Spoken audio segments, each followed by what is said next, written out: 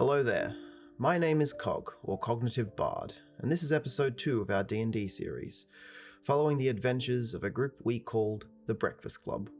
If you're watching these in order, there should be little need to go into too much detail about what's happened so far. But just to recap, essentially we have a group of 3, all of which were introverted and avoiding interaction with people for various reasons. Some of which were in character, and some of which were because they were all very new to the game and a little bit socially anxious, but moving on. They found themselves fighting alongside each other as their train is blown into the cavern by a horde of goblins. And this is where we'll continue, but we're going to take a step over to another story for a moment. The story of Faeril and Pono. The elf and her dwarven companion trod quietly along the winter-swept railroad, often keeping their hoods up and rarely addressing fellow travellers as they moved. Faeril had little patience for the folk of the overland, and although she bore the blue sparkling eyes, the soft milky skin, and the bright golden hair of a high elf maiden, she was in fact a drow. Behind the glamour she had skin as grey as the clouds before the thunder, gleaming garnet eyes, and hair as white as snow. Perhaps the most striking feature were the scars striping her face, something common among her people. Travelling with her was a dwarven companion, Pono, who wasn't your typical dwarf, but he wasn't as concerned with being recognised as Faeril, and so wore little more than a cloak to disguise his true identity as a Jirigar. Following close behind them was a purple ball of fur named Goblin. Small in stature, this creature was a displacer cub that Faeril had become curiously attached to. This unusual pet was generally kept out of sight for his own protection. Common folk wouldn't appreciate his uniqueness. As they'd travel, he'd often be ahead in the woods, pouncing on unsuspecting prey, anything smaller than he was, which he could swallow in more or less 3 bites. In the world beneath, blood and soul were the main currency, and in this regard Faeril was a stoic businesswoman. She hunted for trophies, ivories and pelts that would grant her fame and notoriety among her people. And having the ability to walk upon the surface was a particularly useful skill in this endeavour. Pono had been a humble ferryman who moved grog from one deep port to another, until one day he found himself in a darkened realm of death and decay. It was only with Faeril's help that he managed to survive his experiences there and return, losing his boat in the process. Still, loss aside, he owed Faeril his life, and they made a good team. They were journeying north to a mining colony called Thordrin's Enclave. Faeril had intel which suggested it was about to be accosted by rodent-esque creatures being led by her target, an albino rat named Bloodsplitter. The journey had taken them over a week on foot. They were very close now. They had reached a bridge which crossed over a large ravine a few hours before nightfall. It was storming quite intensely, and they had noticed small figures which they had just picked to be goblins, meddling with the support structures of the bridge. Tired enough to want a short rest anyways, they decided to sit back and watch the goblins from a distance. Night bathed the mountains in nearly pitch darkness, though both Pono and Faeril could still see in flawless monochrome. The goblins had finished their work and were waiting. Soon, echoing through the storm, there was a clanking, and following that, there were tiny signs of light. These lights grew bigger, and the sound grew louder as the unlocked train made its way towards the bridge. Neither Pono nor Faeril had ever seen a train before. They'd only heard about it in stories, and it was very impressive. A giant chunk of metal spun about the front of the carriage. Cogs and spindles allowed the wheels to pull forward along the line. It was truly a marvel of dwarven and gnomish engineering. Yet, in the literal moments, with a boom and a crash, and metal rending from metal, it was off the tracks and halfway down the ravine. The goblins had blown the bridge at precisely the moment the train was crossing. Only the caboose carriage had survived, and even that looked like it could slide down at any moment. What a pity. Faerul said coldly. Lots of valuables that will never be. She was cut off when suddenly the caboose door slid open. Goblins began swarming in as people were leaping out to meet them. An agile figure cut their way through, coming out seemingly unscathed. And then there was a curious winged figure. He flew up and started firing beams of bright energy at the ones mounted upon spiders. More and more of the little monsters were crawling and dashing towards them. The surviving passengers were going to be overwhelmed. Want to help them? Pono suggested. They could be useful. If not, they could be a little tastier than the rations we have. Faerul ignored the casual cannibalism of the Duergar and nodded her head. They have some skills. Perhaps some extra muscle couldn't hurt. And with that, Pono nodded and rushed towards the nearest target. Faerul knocked an arrow and began turning goblins into pincushions. Almost every one expertly found its mark, even in the rain and the darkness. Pono wrestled with spiders, his axe splitting and cleaving limbs. There was a crack of thunder. One of the survivors had channeled powerful magics and melted her enemies in the process. The remaining assailants cowered and retreated. Faerul was impressed, and perhaps slightly startled. A pair of mages and a dexterous fighter. These were indeed potential assets. As the survivors were catching their breath, Faerul sent her little cub ahead, being the first to greet them. She always found it amusing how startling people found her pet. That is remarkably disturbing, commented Moran, as Goblin the cub chirped at him, with hungry little golden eyes that reflected every tiny flash of light. He angled his aim towards the large cat when Faerul stepped from the shadows. She was also holding a bow with an arrow gently ready. She didn't get a chance to speak, though, as an arrow found the perfect gap in her armor. Moran had wasted no time, already preparing another. Ouch! She cried out in mild disbelief as the strangers began accosting her with questions. Who are you? Moran demanded. My name is Faerul. This is my pet, Goblin. She adjusted her posture as she prepared to snap the arrow. You should be more grateful! Yarg! She cried out.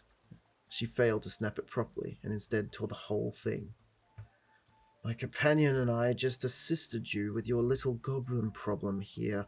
You ought to be a little bit less twang-happy. Your companion? Questioned Ileana, who had been fairly silently standing in a guarded stance. Faerul turned to the darkness as a mud and blood-covered dwarf holding an ornate axe was trudging up to join them. Pono Mountaintoe is his name. We're hunters, Faerul explained as she pressed on her wound. Moran lowered his bow and glanced at Ileana for a moment, then back to Faerul and Pono. Moran Genghis, at your service, he said, in a deceptively polite tone. I apologize for shooting you, but you should be more careful introducing yourself next time. His eyes turned to Goblin. That thing is frightening. Yes, he is. That's why he's mine. It was at this point that she noticed the winged man was not present. Weren't there, 3 of you? The question was immediately followed by the sound of cursing and bumping about as the caboose started to shift and slide towards the edge of the cliff. Moments before it plummeted, a dragonborn leapt out, with a flap of his wings, coddling something precious within his arms. As he stood up out of the muck, he adjusted his robe. Hello, everyone, he remarked, in a failed attempt to sound casual. Close call, that, Hastor said as he turned and heard the caboose make its final splash at the bottom of the ravine. Ileana moved to stand next to Hastor as she looked over the edge and examined what remained of the bridge. Close indeed, my friend, said Moran. That must have been something incredibly valuable that you went to retrieve. Hastor nodded with a disconcerting and toothy grin. My beehive, he said, showing it off from under his cloak. It keeps Seraphina and her companions nice and warm in any kind of weather. He stroked it as if it were a child, and then noticed Faerul and Pono. More survivors? He questioned. Farrell shook her head. No, we're hunters. We were merely passing through and saw that you needed help. Though, it seems you were doing fine without us. You all have some skills. I'm quite impressed. There were muttered responses of thanks from all three of the individuals.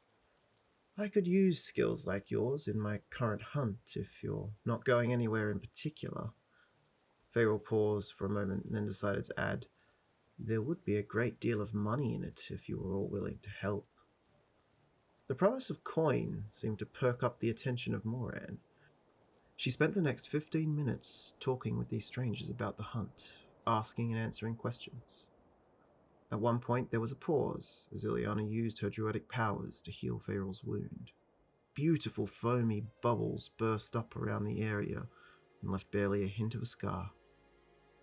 After a short time, and with the storm showing no signs of letting up, the strangers agreed that if nothing else it would be good to find some shelter, so the group became companions and followed the strange elf up the mountain pass, twisting and winding. It was a silent journey, with only the words of Farrell leading the way and the sounds of thunder and wind to break the awkwardness. After hours of climbing and trudging, they passed by some dwarven ruins, various mountainside homes that had been burned or abandoned. Upon crossing a bridge which overlooked the wreck site from which they'd just come, they were greeted with finely carved pillars that offered some protection from the rain. Beyond was a long and dark hall with art and symbols in beautiful detail lining all of the walls, yet again in Dwarvish. This was the entrance to the Enclave. In the mud, by the door, goblinoid corpses lay, each one a cold lump covered in dark, gunky blood. It seemed they'd been trying to run away, but in the process, they had been unalived. The bodies were fresh enough to call for some concern. The group deducted that the injuries were not made by dwarvish weapons. For Farrell, this was a good sign that she was on the right track. Within the entrance passage, the group set up fire and made camp, keeping dry and warm as the storm raged on. Farrell explained that the creature that they were hunting would likely already be below, and that they should begin their descent at first sign of morning. During that night, they came to know each other a little better. Hastor recognized Ileana for her works as a writer and paid his respects. She explained that she was seeking stories for her new book, and that was the main reason she'd agreed to come along on this adventure. Hastor happily offered to make the story interesting.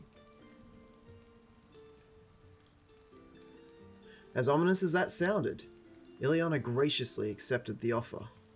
Sometimes, strange folk lead to the best tales. Neither Hastor nor Moran shared much about why they were travelling south, and it didn't take a nat 20 in insight to know that they were hiding things. But nobody in this group seemed to care. Money and adventures were ahead for all, and that's all that mattered.